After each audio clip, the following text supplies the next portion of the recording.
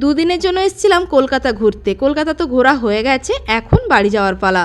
আমরা এখন রয়েছি রায়চক ফেরিঘাটে। এখান থেকে লঞ্চ পার হয়ে কুকড়াহাটি যাব, ওখান থেকে দীঘা বাস ধরে সোজা যাব বাড়ি। তো এই পথটা আমাদের জন্য যদিও খুব সহজ নয়, অনেকটা আঁকাবাঁকা পথ ধরে আমরা বাড়ি যাচ্ছি, মানে সোজা পথে না গিয়ে বাঁকা পথে বাড়ি যাচ্ছি।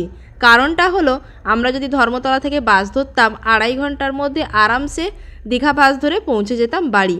কিন্তু ওই যে সোজা পথে না গিয়ে আমরা যাচ্ছি বাঁকা পথে, আর এই পথে যেতে আমাদের 5-6 ঘন্টা এক্সট্রা বেশি সময় লাগলো। যাই হোক, উঠে গেছি এখন লঞ্চে। আর এখানে দেখো, দিদির মেয়ে একটু অসুস্থই ছিল সকাল থেকে, সেই জন্য একটা ফাঁকা জায়গা পেয়ে ও শুয়ে পড়েছে। আর এখনও কিন্তু লঞ্চটা ছাড়েনি। এই দেখো, দারুণ মানে পরিবেশটা ভালো লাগছিল। আসলে সবসময় তো বাসে গাড়িতে যাই, কখনো তো এইভাবে লঞ্চে যাই না, তাই নতুন ধরনের অভিজ্ঞতা করতে ভালোই লাগছিল। আর এত সুন্দর দৃশ্য দেখতে দেখতে যাব, এটাই ভেবে না ভারী মজা লাগছিল। এদিকে দেখো সোনা কি মজা পাচ্ছে।